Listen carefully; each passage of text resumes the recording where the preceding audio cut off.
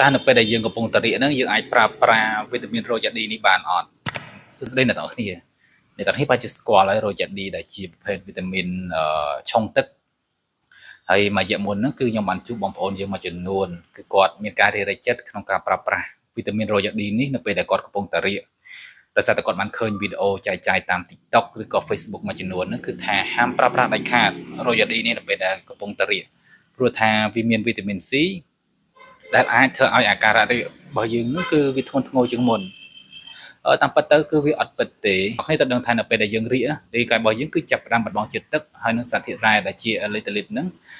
ក្នុងខ្លួនnàyហើយយើងត្រូវបំពេញសារធាតុរ៉ែដែលជាអេឡិតលីតហើយនឹងជាតិទឹកហ្នឹងទៅក្នុងខ្លួនរបស់យើងមកវិញដើម្បីឲ្យរាងកាយរបស់យើងរឹងមាំវិញកុំឲ្យបាក់កម្លាំងហើយក្នុងនោះដែររ៉ូយ៉ាឌីហ្នឹងគឺវាមានសារធាតុរ៉ែដែលជាអេឡិតលីតហ្នឹងជាច្រើន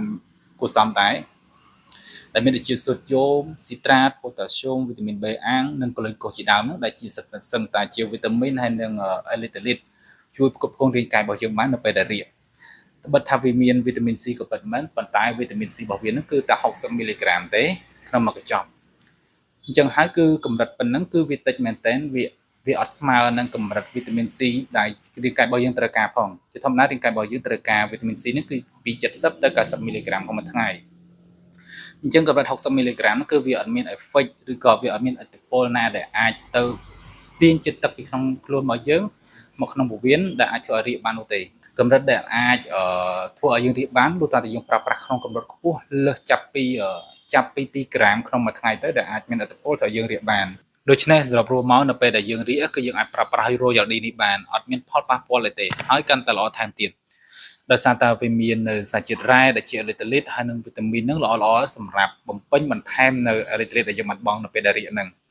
ហើយសង្ឃឹមថាវីដេអូមួយនេះគឺជាការស្រាយចម្ងល់